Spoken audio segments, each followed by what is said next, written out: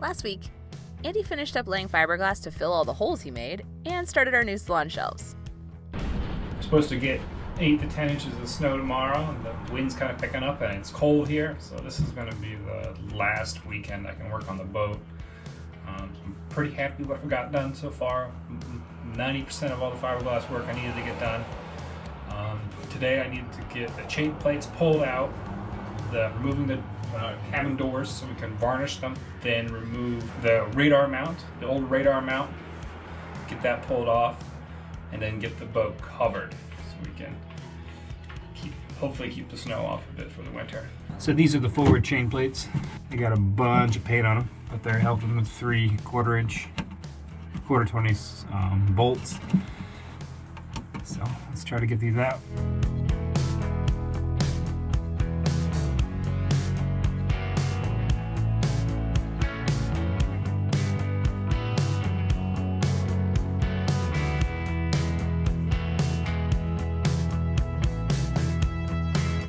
That first one came out easy.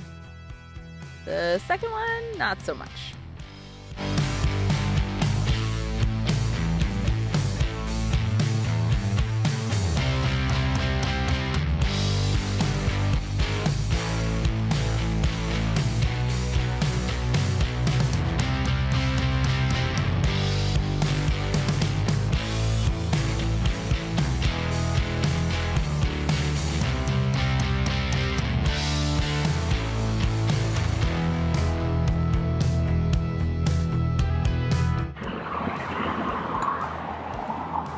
I'm a little concerned that all these bolts are finger tight.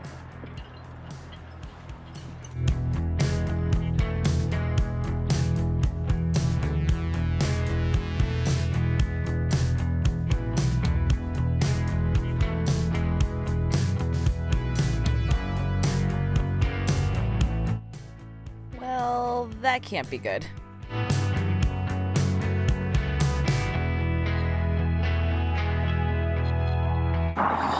I can't really see in there, so you guys have to look for me.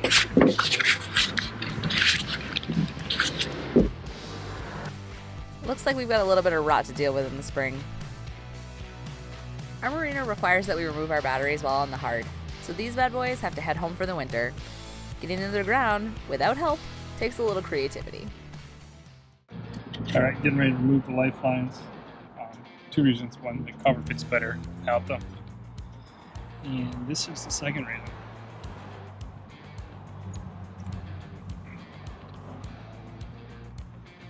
They are pretty much shot.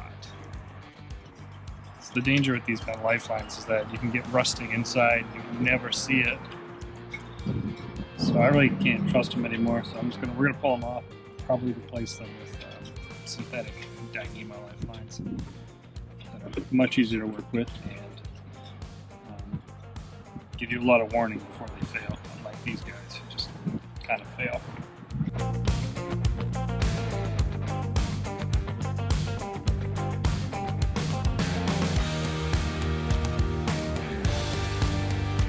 If you've been watching since week 1, you'll know Andy's been attempting to remove our old radar mount. This week, he gave it another try and failed. This baby has a date with a sawzall in the spring. We noticed some slop in our gooseneck recently, so Andy's just bringing it home to rebuild it. Rudder shoe fitting. Let's see if we got a little bit of slop.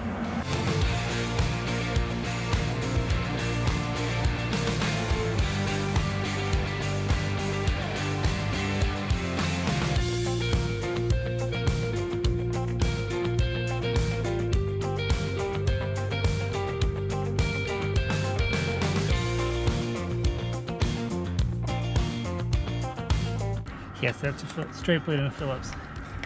Deal with it.